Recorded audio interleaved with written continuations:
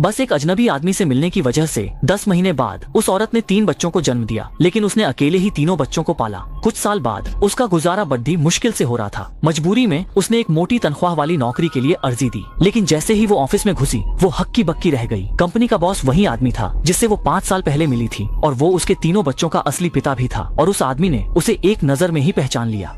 वो भावुक हो गया और बोला कि वो पिछले 5 सालों से उसे ही ढूंढ रहा है, और उसने कहा कि वो उसकी जिम्मेदारी लेना चाहता है। इन 5 सालों में तुम कहाँ थी? मैं तुम्हें ढूंढता रहा, लेकिन तुम मुझे मिली ही नहीं। अरे तुम मुझे क्यों ढूंढ रहे हो? मैंने उस रात कहा था, मैंने कहा था मैं तुम्हारी जिम्मेदारी लूंगा। मैं तुमसे शादी करना चाहता हूँ। मुझसे शादी? हाँ, तुमसे शादी। पिछले कुछ सालों में मेरे आसपास कोई औरत नहीं थी, बस तुम्हारा इंतजार कर रहा था। तुम्हारे रेज्यूमे में लिखा है कि तुम बिन ब्याही माँ हो। क्या वो बच्चा मेरा है? ये सुनकर औरत घबरा गई। उसे डर था कि वो बच्चा छीनने आया है, और उसने झट से तीनों बच्चों के होने की बात छुपा ली और झूठ बोल दिया कि उसका पहले से एक मंगेतर है, और फिर वो घबराकर वहां से भाग गई।